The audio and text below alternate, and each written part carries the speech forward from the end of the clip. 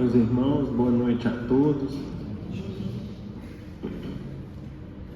Dado o nosso horário de início, elevemos nesse instante os nossos pensamentos em prece, agradecendo a bondade divina, as bênçãos que têm sido derramadas sobre nós, em especial, Mestre, nos permitindo nesse instante estarmos reunidos nessa casa, que tanto tem nos inspirado, nos ajudado, que tanto tem nos ensinado dentro das tuas benditas lições, do teu Evangelho e da nossa doutrina consoladora. Queremos, Senhor, nesse instante, rogar ao Senhor que nos conceda a inspiração, o amparo e a proteção de que necessitamos, para que possamos ter um estudo de muito aprendizado, de muita validade para todos nós, que essas lições possam ficar conosco em nossos corações, nos instruindo e nos guiando a todos. Rogamos ainda ao Senhor, Mestre, que traga-nos o amparo e a proteção de que cada um de nós, encarnado ou desencarnado, necessita. Que sejam-nos trazidas bênçãos e vibrações de paz, de saúde, muitas luzes para o nosso caminho, a orientação e o roteiro seguro de que necessitamos para agir da melhor maneira no nosso dia a dia. Ave Maria, cheia sois de graça, o Senhor é convosco.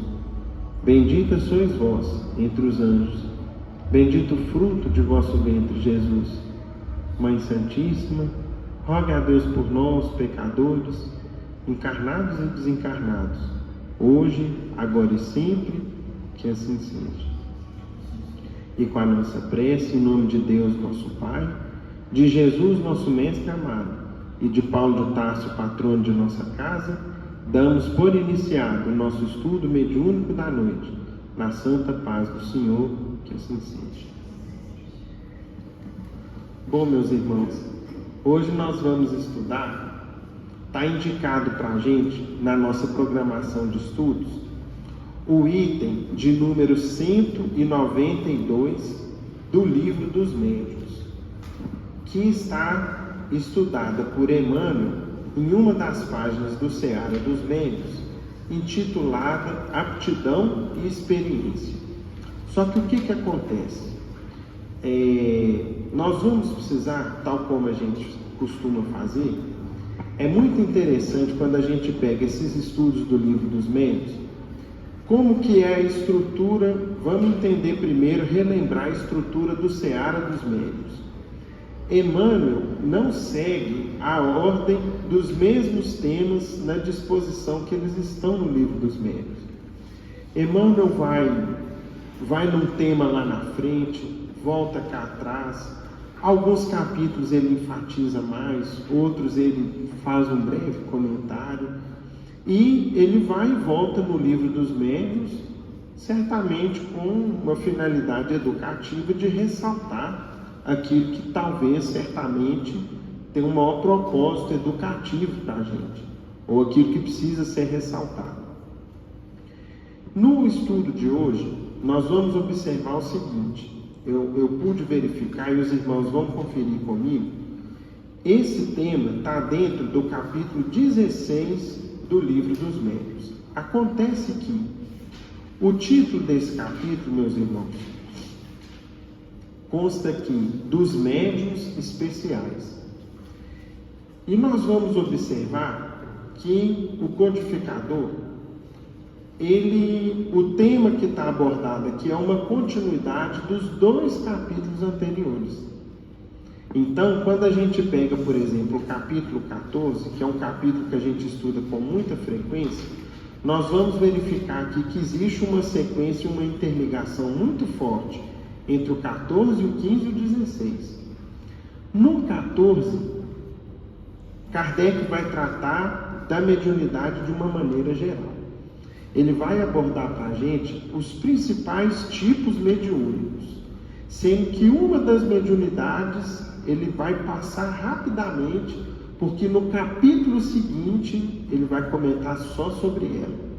Então, vejam bem, no capítulo 14 ele vai falar para a gente sobre médiuns de efeitos físicos, pessoas elétricas, médiuns audientes, médiuns falantes, médiuns videntes, médiuns sonambúlicos, curadores, pneumatógrafos.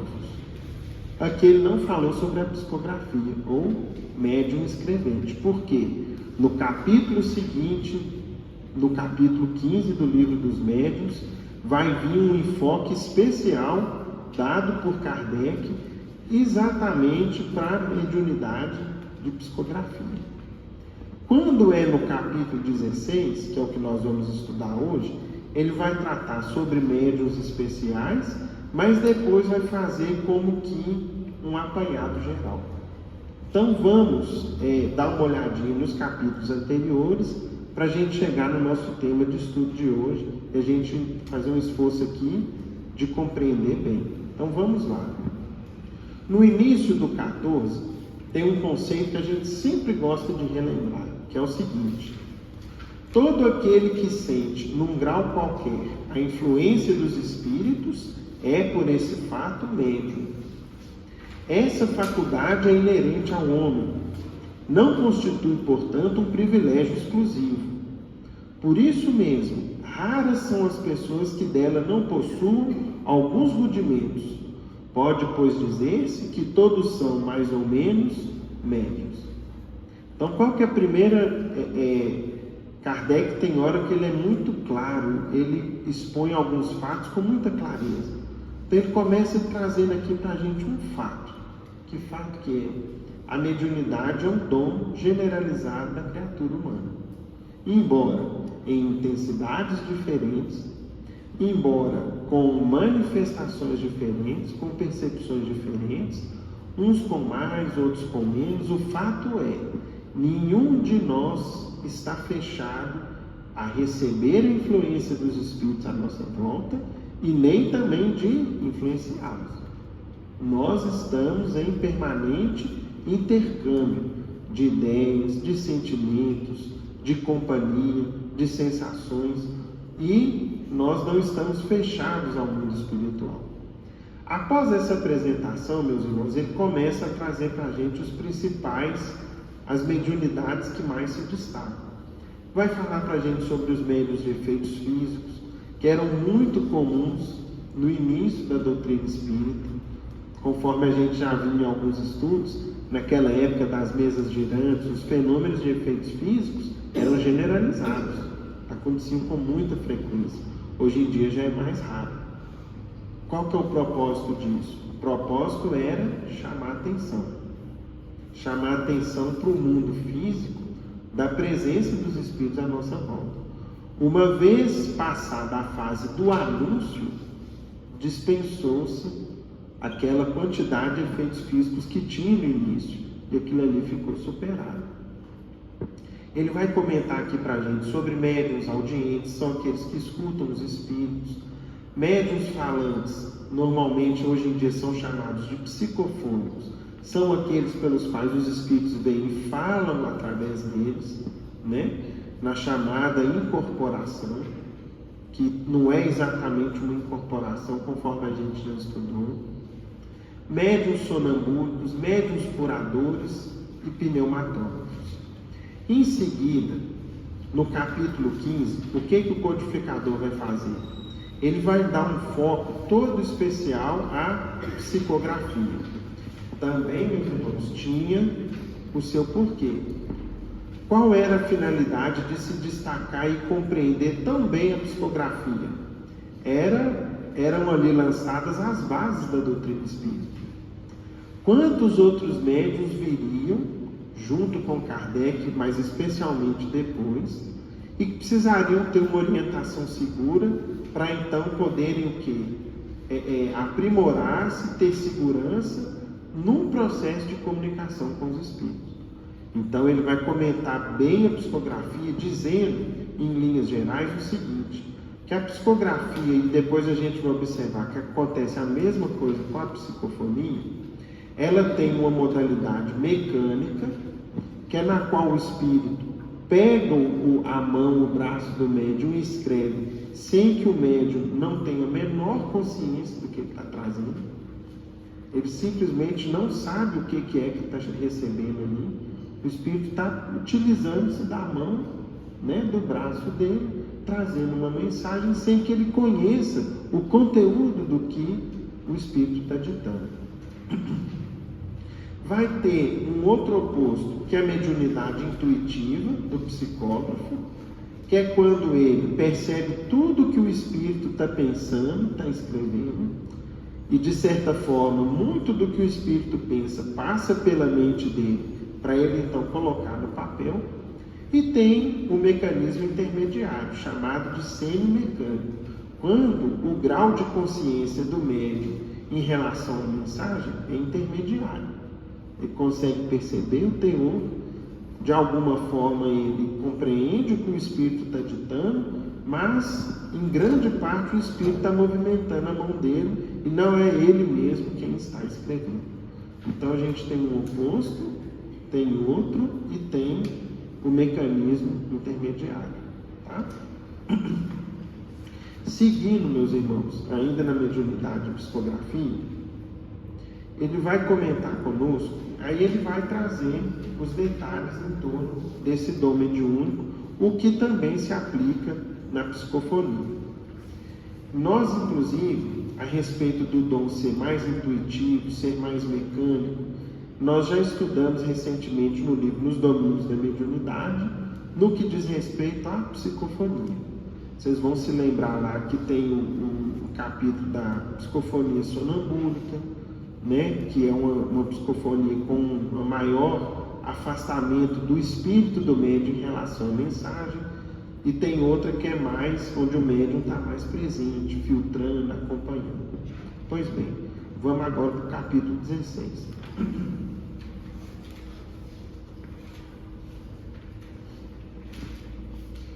Eu estou, meus amigos, recuperando de uma gripe, a voz está falhando um pouquinho, vocês têm um pouquinho de paciência, tá?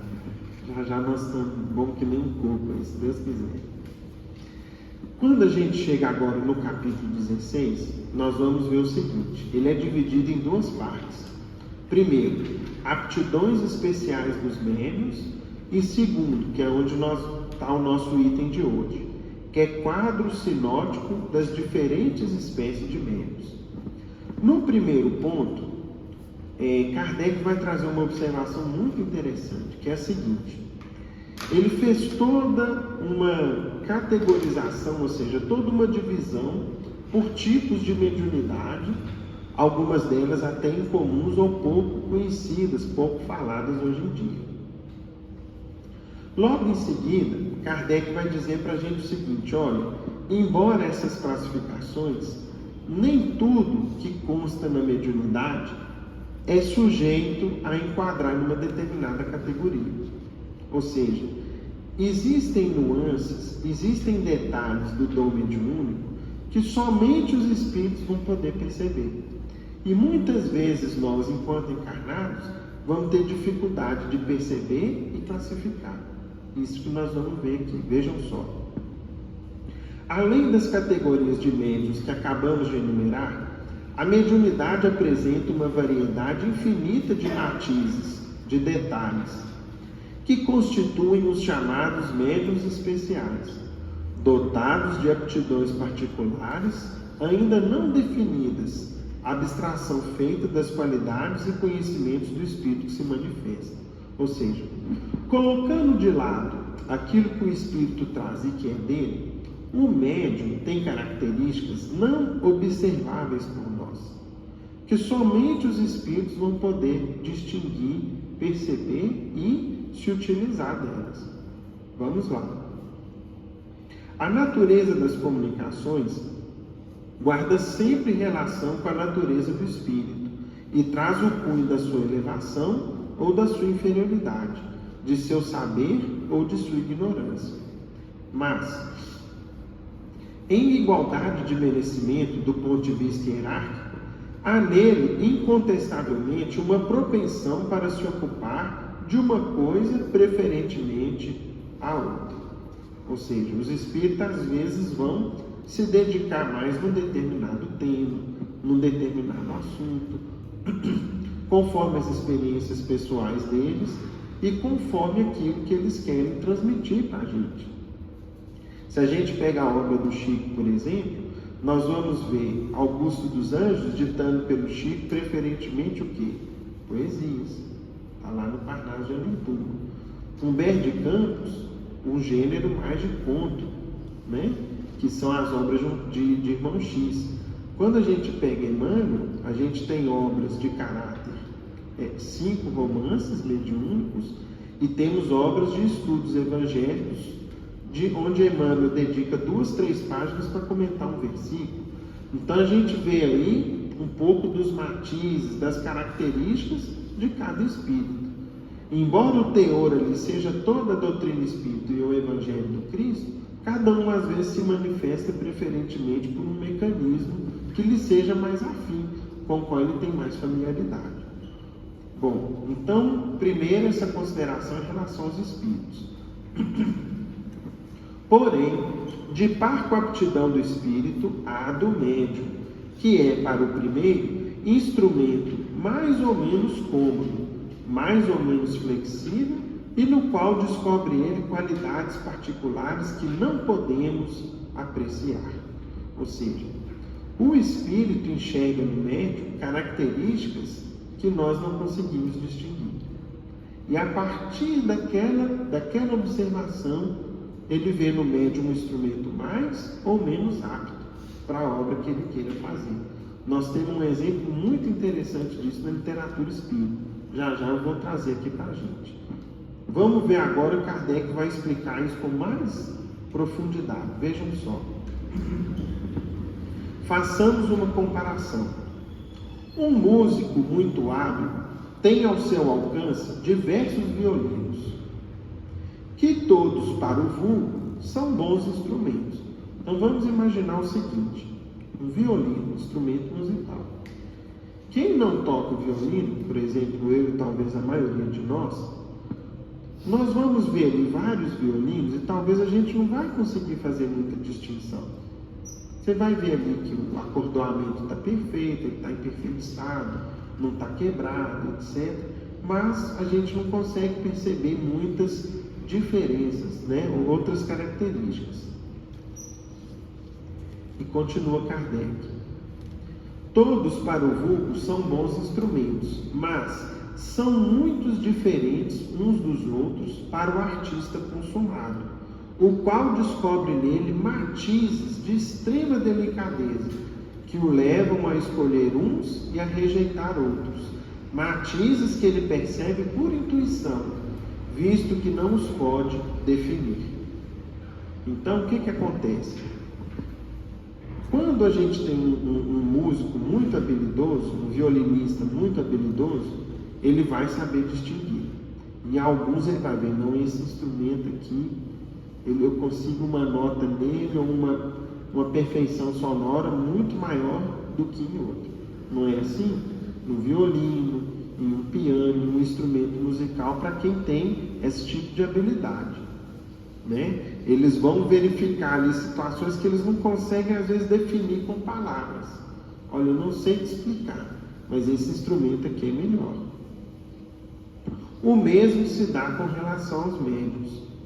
Em igualdade de condições quanto às forças mediúnicas, o espírito preferirá um ou outro, conforme o gênero da comunicação que queira transmitir. Então, os médiuns também têm características, matizes, detalhes ocultos que somente o espírito vai perceber. E aqui nós temos um exemplo interessante, que é o que a gente falava há pouco.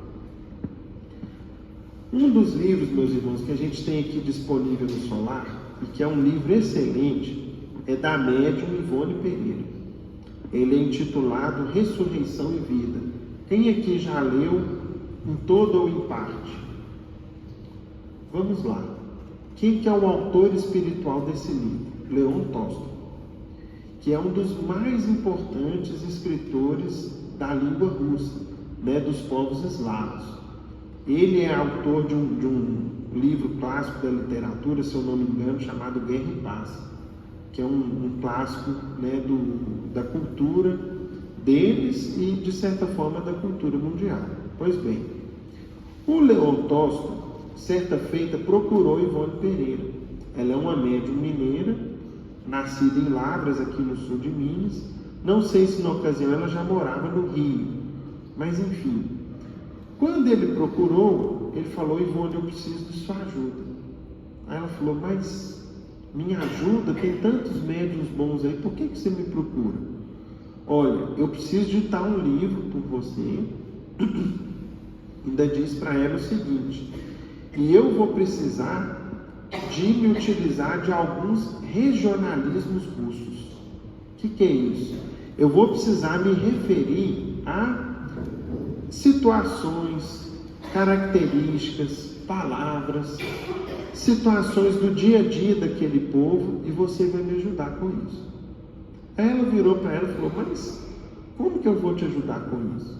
Né? Eu sou brasileira, eu nunca li nada a respeito, eu não conheço da cultura deles, nem da língua deles.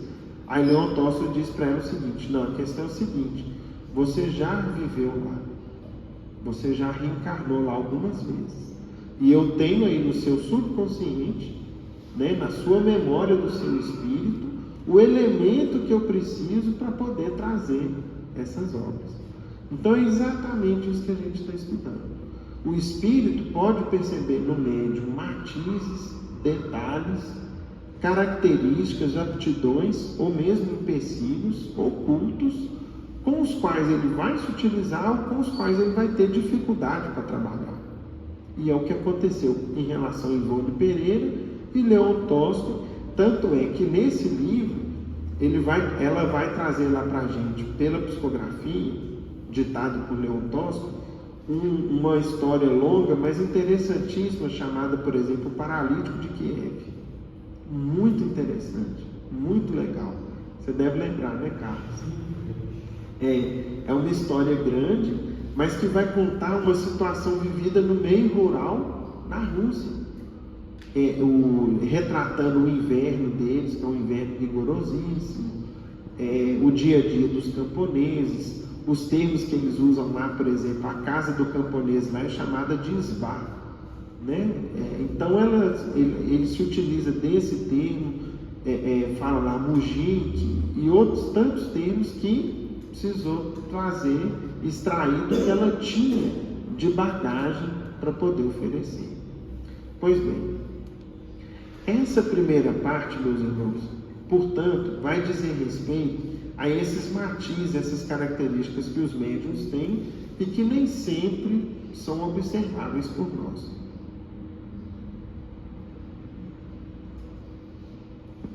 Logo em seguida, na segunda parte do capítulo, que é o que toma a maior parte dele, Kardec começa a fazer uma série de distinções, de categorias em relação aos médiuns e às mediunidades. Ele vai trazer aqui para a gente, por exemplo, algumas categorias e as possíveis divisões que derivam daí. Ele vai comentar com a gente, por exemplo, lá no item 189, variedades especiais para os médiuns de efeitos físicos. E aí nós temos aqui alguns exemplos. Por exemplo, ele vai colocar aqui uma primeira categoria: médiuns tiptólogos, aqueles pela influência dos quais se produzem ruídos, pancadas, variedade muito comum, com ou sem intervenção da vontade. Então, especialmente no tempo de Kardec, era muito comum um determinado médium ceder fluidos para os espíritos fazerem o quê? Provocar pancadas. Então, isso acontecia, por exemplo, com as irmãs Fox, lá nos Estados Unidos, alguns anos antes do trabalho de Kardec, um trabalho que foi chamou um tipo de mediunidade que chamou muita atenção na época. Com o próprio Kardec acontecia isso. Ele vai relatar, por exemplo, numa obra biográfica, relatado sobre ele, que quando ele estava trabalhando na edição do Livro dos Espíritos, começou uma quantidade enorme de pancadas enquanto ele estava trabalhando, ao ponto daquilo ali incomodar ele. Quando ele então foi a uma reunião mediúnica, ele falou com um protetor espiritual o seguinte: olha, por que vocês faziam tantas pancadas enquanto ele escrevia? Aí eles falaram que aquilo ali era para chamar a sua atenção. Verifique lá o parágrafo tal, você vai ver um erro grave. Você escreveu algo ali que está completamente errado, você precisa corrigir. Aí ele falou: ah, mas eu já revisei. Não, ainda tem um erro grave lá, pode olhar. Por isso que nós te interrompemos. Então, é um tipo de mediunidade, né? De vez em quando a gente tem irmãos que chegam aqui na casa relatando isso. Eu estou escutando pancada lá em casa, porque o médium cede fluidos e os espíritos, então, às vezes, fazem uma pancada no estalo, uma pancada na parede, na porta, etc. Médiuns motores, os que produzem o movimento dos corpos inertes, muito comuns, principalmente na época dele, né? O fenômeno das mesas girantes era a partir desse tipo de médium. Aí ele vai falar aqui uma mediunidade rara, vejam que interessante: médiuns de translações e de suspensões, os que produzem a translação aérea e a suspensão dos corpos inertes no espaço sem ponto de apoio. Entre eles, há os que podem elevar-se a si mesmos, mais ou menos raros, conforme a amplitude do fenômeno, muito raros no último caso. Então vejam que interessante, tem um tipo de mediunidade raríssimo, no qual o médium consegue fazer com que ele mesmo levite, né? A gente tem, por exemplo, lá, né, aquela tradição dos faquires na Índia, né? É um tipo de mediunidade no qual eles, de certa forma, se assemelham. Quem quiser saber de um relato de um médium desse contemporâneo de Kardec, pesquisem no livro História do Espiritismo ou História do Espiritualismo, de Arthur Conan Doyle, o capítulo que fala sobre o médium Daniel Douglas Home. Era um médium que, na época de Kardec, com o propósito de chamar a atenção para a realidade do fenômeno mediúnico e da presença dos espíritos, ele ia num determinado prédio, saía por uma janela e entrava no andar de cima. Vocês imaginem, né? Oi?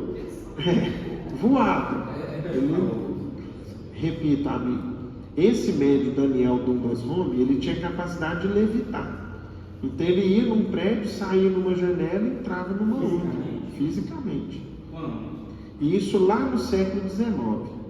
O registro, Eduardo, diz, está no livro História do Espiritismo. A gente tem ele aqui, tá?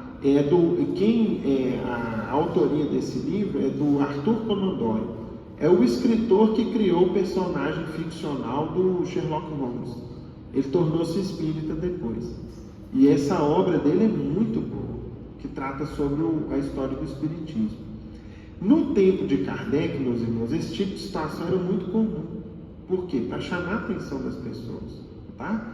Então, o Daniel Douglas Home, ele fazia apresentações públicas, inclusive. As pessoas investigavam, né? Para ver se tinha uma cordinha amarrada nele, algum truque. Não tinha. Era um fenômeno. Que acontecia isso, Ricardo? Que interessante, ó. Obrigado aí pela referência, né? Então, assim, é muito raro, mas existe. Aí ele continua: médiuns de efeitos musicais, médiuns de aparições, médiuns de transporte, médiuns noturnos, enfim, ele vai trazendo aqui uma série de categorias. Médiuns curadores, os que têm o poder de curar ou de aliviar o doente somente pela imposição das mãos. A gente tem, por exemplo, aqui em Belo Horizonte, um médium muito famoso que era um padre católico.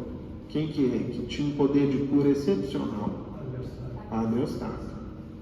Padre Eustáquio, né?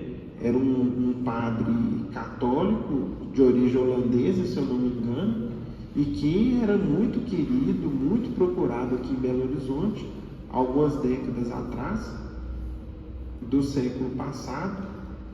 justamente pela capacidade de cura que ele tinha, que era excepcional. Então muitas pessoas o procuravam, né, com os mais diversos problemas de saúde, procurando ali a cura. Pois bem.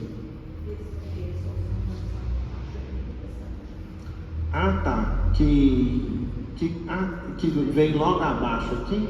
Obrigado, vamos lá, Laíde. Essa faculdade não é essencialmente mediúnica. Possuem-na todos os verdadeiros crentes, seja médiuns ou não. As mais das vezes é apenas uma exaltação do poder magnético, fortalecido, se necessário, pelo concurso de bons espíritos. Então, por exemplo, quando a gente tem aqui os passes magnéticos, né, a gente pode se curar.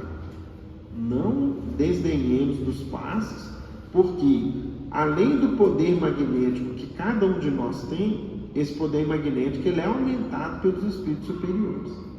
E quando, junto com a capacidade do médium, junto o merecimento ou a necessidade do encarnado, aí a cura muitas vezes acontece.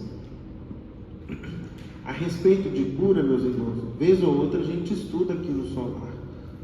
Nem sempre a cura é um objetivo em si mesmo. Muitas vezes a gente estuda que a enfermidade do corpo é um remédio para quem? Para a alma, né? Então, às vezes a pessoa procura, eu preciso ir no centro espírita para mim me curar, para mim melhorar logo. E às vezes a cura não vem, por quê? Porque aquilo ali é o seu corpo, o seu espírito está doente, e a doença do corpo está fazendo com que o seu espírito se cure. Por exemplo, trabalhando em nós a paciência, fazendo com que a gente reveja alguns valores, que a gente repense algumas condutas, alguns princípios e tantas outras coisas, né? Isso aqui é um capítulo à parte que dá um estudo longo, dá vários estudos, aliás. Bom, seguindo essas categorias de Kardec, ele ainda vai comentar conosco, no item 190, médiuns audientes, médiuns falantes, médiuns videntes, médiuns inspirados, médiuns de pressentimentos. Aí ele vai falar aqui, são pessoas que em dadas situações têm uma intuição vaga de coisas vulgares que ocorrerão no futuro. Já tem um médium que ele chama médium profético, variedade dos médiuns inspirados ou de pressentimentos. Recebe, permitindo Deus, com mais precisão do que os médiuns de pressentimentos, a revelação de futuras coisas de interesse geral, e são incumbidos de dá-las a conhecer aos homens para a instrução destes. Por exemplo, o Chico, nosso querido Chico Xavier, em alguns momentos ele era um médium profético. O que vocês acham? Sim, certamente, né? Quando a gente pega, por exemplo, vai aqui um material de estudo para todos nós, muito legal. Se vocês pesquisarem depois na internet, lá no YouTube, programa Pinga Fogo com Chico Xavier, tem uma parte do programa, meus amigos, que ele é uma verdadeira parte profética do Chico, que ele vai comentar situações que no futuro ocorreriam, algumas das quais ocorreram de fato. São fatos já ocorridos. Ele fala lá, por exemplo, no futuro, o homem vai descobrir água no solo lunar. E aquilo ali vai dar condições para uma permanência de longo prazo na Lua. Por quê? Em 69 foram as expedições Apolo dos Estados Unidos, né? As missões Apolo que fizeram que, em 19 de julho de 69, se eu não me engano, eu sei que é julho de 69, o homem foi até a Lua lá com Neil Armstrong, né, os astronautas norte-americanos, e então aquilo era um tema muito discutido na época. O programa Pinga Fogo foi no ano de 70, 1970. E então lá o Chico falou, olha, tem água lá no subsolo da Lua, em 1970. Anos depois veio a NASA e confirmou a presença de água congelada, né, no solo lunar. Então é o seguinte, não só por esse ponto como outros, algumas vezes, alguns médiuns nos revelam situações do futuro. Bom, indo agora já para o nosso item de hoje, que é o item 192, nós temos aqui, esse aqui a gente vai ler e comentar com mais calma.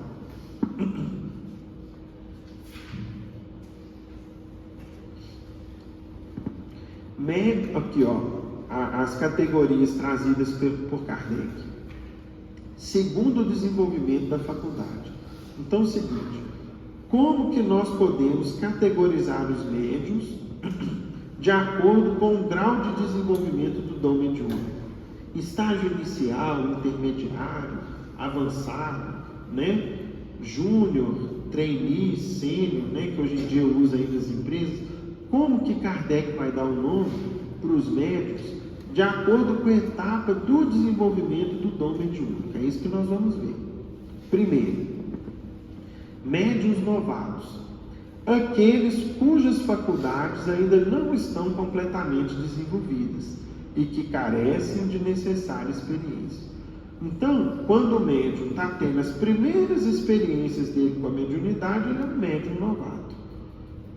Segundo, médiuns improdutivos, os que não chegam a obter mais do que coisas insignificantes, monossílabos, traços ou letras sem conexão. Então vamos lá. A gente tem um médium psicógrafo, aí ele tenta a psicografia, às vezes vai soltar ali uma palavra ou outra, né? Alguns rabiscos no papel, mas ainda não traz nada ainda de concreto. É um médium considerado, por enquanto, improdutivo. Categoria seguinte: médiuns feitos ou formados, aqueles cujas faculdades mediúnicas estão desenvolvidas, que transmitem as comunicações com facilidade e presteza, sem hesitação. Concebe-se que esse resultado só pelo hábito pode ser conseguido, porquanto nos médiuns novatos as comunicações são lentas e difíceis. Então, vamos entender. Depois de um tempo que o médium foi ali tentando o desenvolvimento mediúnico e já consegue escrever uma carta, escrever uma mensagem, um parágrafo completo, eventualmente até um livro, ou seja, ele destravou o dom mediúnico, ele é considerado um médium formado. A palavra aqui, meus irmãos, médium feito, dá a impressão para a gente que a gente tem que tomar cuidado com o seguinte: vocês já viram falar assim, aquilo ali está feito e acabado, está pronto. Isso aí é um perigo. E se tratando da mediunidade, nós vamos ver aqui. Quando o médium consegue a psicofonia ou a psicografia com uma certa fluidez, aquilo ali indica que ele venceu um obstáculo material. Mas que ele, enquanto médium, não está assim, agora estou pronto para trabalhar, né? Posso receber qualquer mensagem, qualquer comunicação, não tem mais nada para me aprimorar, não. Nada disso, não é isso que Kardec coloca para a gente. Nós vamos ver logo em seguida aqui exatamente esse ponto. Vejam só. Médiuns lacônicos, aqueles cujas comunicações, embora recebidas com facilidade, são breves e sem desenvolvimento. Então, para aquele que já rompeu as dificuldades materiais, mas que às vezes traz ali uma mensagem lacônica, o que é isso? É vaga, desconexa, estaria nessa categoria. Médiuns explícitos, as comunicações que recebem têm toda a amplitude e toda a extensão que se pode esperar de um escritor consumado. Essa aptidão resulta da expansão e da facilidade de combinação dos fluidos. Os espíritos os procuram para tratar de assuntos que comportam grandes desenvolvimentos. Então, no fundo, o médium explícito ele só é o contrário do lacônico. Ele já consegue trazer uma mensagem mais ampla e conexa. Agora, o nosso ponto está aqui agora. Vejam só. É nisso aqui que nós vamos ficar. Médiuns experimentados. A facilidade de execução é uma questão de hábito e que muitas vezes se adquire em pouco tempo, enquanto que a experiência resulta de um estudo sério, de todas as dificuldades que se apresentam na prática do Espiritismo. Então vamos ver aqui o que é o foco nosso, o que é ser um médium experimentado. A facilidade da psicografia ou da psicofonia, às vezes ela vem num intervalo de tempo, meus amigos? Muito curta. Às vezes, com algumas experiências, com algumas reuniões, o dom mediúnico está funcionando. Agora, ele está feito e acabado enquanto médium? Não. O que lhe falta? O que ele ainda não tem? Experiência. E a experiência vai necessitar de duas coisas: estudo e tempo. Estudo e tempo. É o que nós vamos ver aqui, A experiência dá ao médium o fato necessário para apreciar a natureza dos espíritos que se manifestam, para lhes apreciar as qualidades boas ou más, pelos mais minuciosos sinais, para distinguir o embuste dos espíritos zombeteiros que se acobertam com as aparências da verdade. Facilmente se compreende a importância dessa qualidade, sem a qual todas as outras ficam destituídas de real utilidade. O mal, e aqui ele vai na ferida, vejam só, o mal é que muitos médiuns confundem a experiência, fruto do estudo, com a aptidão, produto da organização física. Ou seja, quando a gente tem que ser psicógrafo, psicofônico ou um outro dom mediúnico, o nosso organismo físico ele vem previamente o quê? Configurado. A gente programou essa reencarnação atual. Eu estou cheio de dívida para pagar. Dívida do espírito, da alma. Aí vem a espiritualidade e faz o seguinte: você tem duas opções.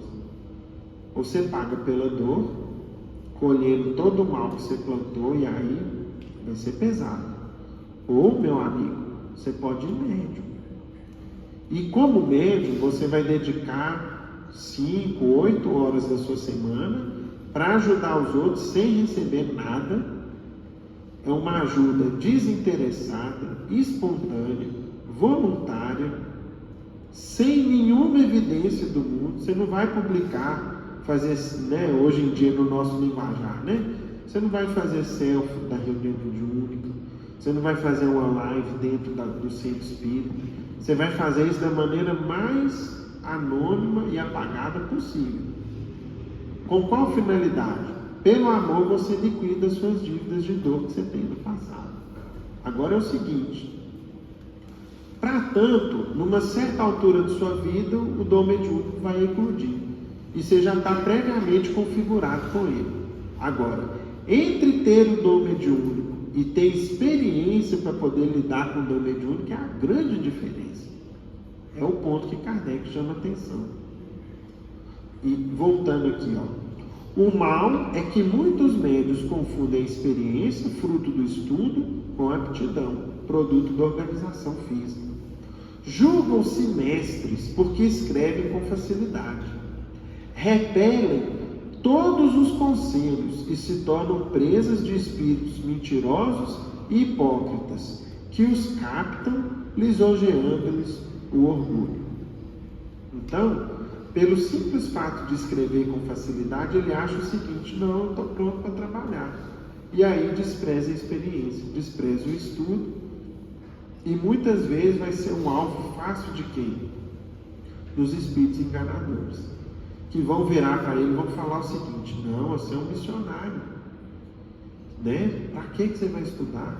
Você vai perder tempo estudando? Em vez disso, vai escrever os livros que nós temos que escrever. Outra coisa, lá na sua casa você consegue psicografar, só. Não vai para ser espírita, não. Lá está cheio de gente que vai fazer você perder seu tempo, você vai ficar lá estudando, Quantas vezes você já estudou sobre o perdão na fraternidade, sobre a paciência, sobre o desapego, sobre a necessidade do esquecimento das ofensas, sobre a parábola do semeador, a parábola do filho pródigo, a parábola do bom samaritano? Você já sabe isso tudo.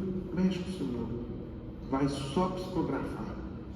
E outra coisa, hein? As pessoas vão vir criticar seu trabalho, você não escuta não, segue em frente. E aí, meus irmãos, o que acontece? Ele se isola da experiência, despreza a contribuição das pessoas que poderiam alertar, poderiam prevenir de muitos males, e aí vai dedicar o dom mediúnico para um espírito enganador, zombeteiro, vai trazer obras sem nenhum valor doutrinário, e enfim, vai enganar as pessoas, vai perder o tempo dele e vai perder o grande propósito da vida que ele tinha. Esse é um fato. Daqui a pouquinho, se não der tempo da gente ler agora, depois na palavra Frankl, a gente tem uma lição de irmão X que mostra exatamente isso para a gente. E aí, se o tempo permitir, a gente vai ler e vai comentar ela, tá bom? Vamos agora para a obra de Emmanuel, Seara dos Médiuns.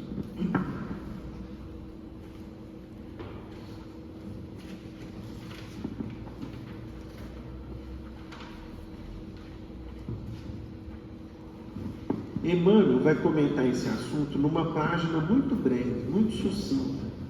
Emmanuel é muito ligeiro aqui nesse comentário, vai deixar para a gente ainda mais claro esse tema. Vai dizer para a gente o seguinte: aptidão e experiência.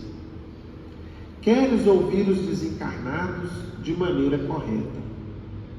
Aspiras a enxergar nos reinos do Espírito, sem nenhuma ilusão. Então, às vezes a gente gostaria, né, de ouvir os Espíritos, ver os Espíritos. Pretendes cultivar um intercâmbio mediúnico sem leve tisna de engano. Estendes os braços e esperas por sublimes demonstrações. Então, muitas pessoas, quando chegam na doutrina espírita, imaginam aí, né, as mais variadas possibilidades da mediunidade e às vezes esperam que isso ocorra de um dia para o outro, assim como se fosse só ligar uma chavinha, né? Contudo, entre aptidão e experiência há sempre distância igual àquela que existe entre projeto e realidade, né? Até lembrando aqui as redes sociais de hoje em dia, né? Vocês já viram aquilo assim, expectativa e realidade? É o que nós estamos aqui. Entre a aptidão, entre ter o dom mediúnico e o que a gente faz com ele, como que a gente materializa o uso dele, tem uma distância o quê? Muito grande. Aptidão é planejamento, experiência é dedicação. A aptidão aponta o professor, a experiência faz o ensino. A aptidão indica o tarefeiro, a experiência cria a obra. A aptidão sugere, a experiência edifica. Em mediunidade, qual acontece em qualquer outro serviço nobre, não há conquista relâmpago. A gente precisa de tempo, esforço, estudo e muito apoio dos nossos companheiros mais experientes. A gente, meus irmãos, que já está um certo tempo na doutrina e nessa casa, como a gente dá valor àqueles que vieram antes de nós? E a segurança que a gente ainda sente neles, né? Como é bom ter a companhia dos irmãos mais antigos, e como é bom a gente lembrar daqueles que já estiveram aqui e que construíram um alicerce, um edifício, uma base segura, na qual hoje a gente se apoia. Então, desprezar a experiência é a gente se achar o quê? Autossuficiente. Nós estamos no caminho o quê? De um grande fracasso. Já eu vou abrir a parte das perguntas, tá, Eduardo? Se te propões a engrandecê-la, recorda os operários obscuros da evolução que passaram no mundo antes de ti, lutando e sofrendo para que encontrasses o caminho melhor. Nenhum deles ficou na estação do entusiasmo ou na porta do sonho. O suor de semelhantes heróis anônimos transparece das leis com que te garantes, do alimento com que te nutres, da roupa que vestes, da estrada que percorres ou da casa que habitas. Qualidade mediúnica é talento comum a todos, mas Exercer a mediunidade como força ativa no ministério do bem é fruto da experiência. De quantos lhe esposam, ou seja, lhe abraçam a obrigação, por senda de disciplina e trabalho, congregando-se dia a dia a estudar e servir com ela. Ou seja, dentro da mediunidade, meus irmãos, a gente precisa o quê? Muito suor, muita dedicação, muita disciplina, muito estudo, para que um dia a gente tenha condições de trabalhar o quê? Com mais segurança, que a gente adquira mais experiência. A partir da experiência, a gente se lembra, por exemplo, de Kardec nos dando o seguinte alerta: é melhor rejeitar 10 verdades do que acolher uma só mentira. Agora, o que é que vai nos dar capacidade de discernir, de distinguir? O estudo e a experiência. Então, a gente tanto vai precisar da experiência daqueles que vieram antes de nós, ou que convivem conosco, mas que já têm um tempo maior de estrada, como também nós vamos precisar adquirir essa experiência, como? Com o passar do tempo, do trabalho, da nossa dedicação, do nosso esforço e pelo hábito do estudo. Nesse caminho que a gente vai aí adquirir essa qualidade que é tão importante. Vindo agora para a história de Irmão X, já que o tempo nos permite, talvez a gente vai utilizar um pouquinho do tempo da palavra franca, mas vou tentar fazer aqui o mais breve possível, para que a gente tenha aí o nosso tempo de pergunta e resposta ao final. Vamos lá. No livro Contos dessa e da Outra Vida, nós vamos ver exatamente o que a gente estudou aqui hoje, que aconteceu com um médium desprevenido. Tinha um dom mediúnico promissor, mas que desprezou essas advertências que Kardec traz para a gente. Talvez alguns dos irmãos já conheçam essa história, mas sempre vale a gente relembrar, e aqueles que não conhecem vão tomar conhecimento. Vamos lá. Quando, a pedido de amigos, penetramos o quarto de Alfredo Lúcio para acudi-lo no processo de desencarnação, o diário que o tempo amarelou estava aberto e podíamos ler em trechos curtos a história de sua experiência. Então o irmão X e outros espíritos vieram para ajudar uma pessoa que estava desencarnando. E junto ali, do leito dela, na iminência da morte, tinha um diário com as páginas já velhas, que eles então passaram a destacar alguns pontos principais desse personagem aqui, que era o Alfredo Lúcio.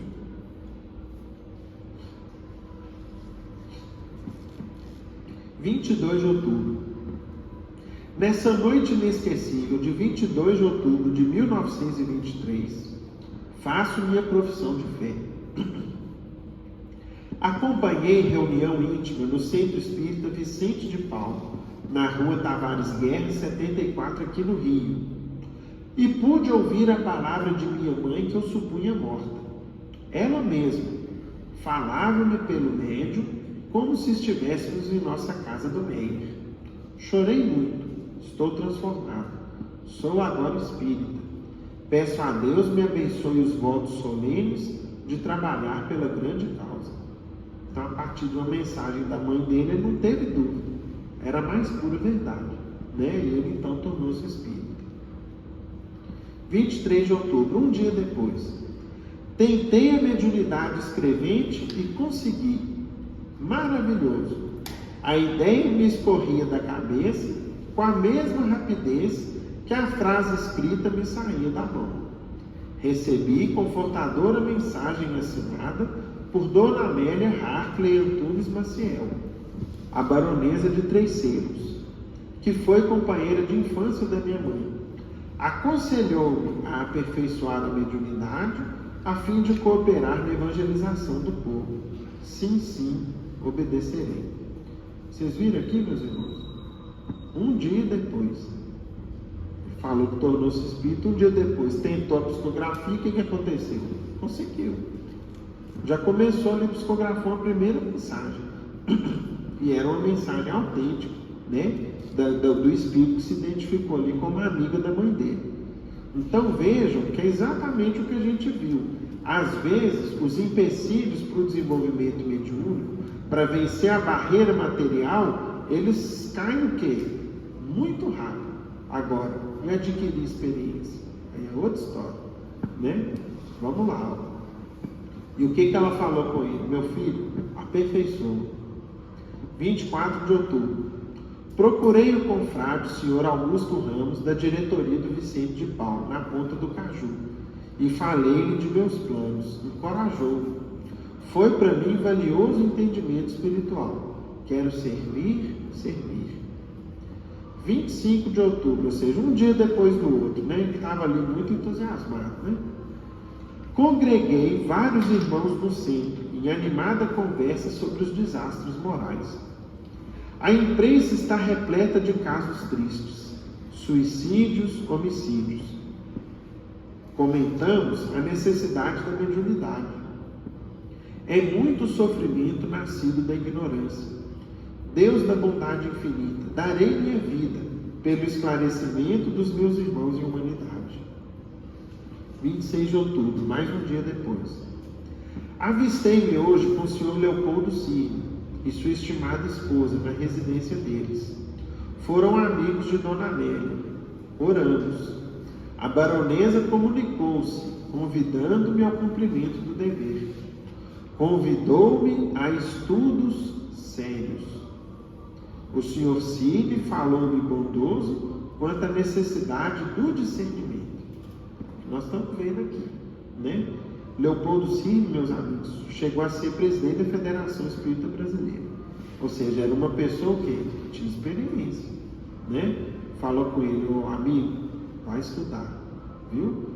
Sua mediunidade veio com muita facilidade, agora é estudo. 27 de outubro, continuo a trabalhar ativamente na psicografia. 10 de novembro, o presidente da nossa casa espírita ponderou comigo que é importante não acelerar o desenvolvimento mediúnico. Entretanto, não concordei. A ignorância e a dor esperam por mensagens do alto. Nas últimas 6 noites, recebi páginas e páginas do espírito que se deu a conhecer como Filon, de Atenas, desencarnado na Grécia Antiga. Disse-me que tem grande missão a cumprir. Olha aí, qual que é o perigo? Filon de Atenas. Eu era colega de Sócrates, né? Platão, amigão meu, né? Estudamos muito juntos, ajudei ele a escrever, né? O Fedro, o Teteto, os clássicos dele, enfim. O que era, meus irmãos? O espírito enganador.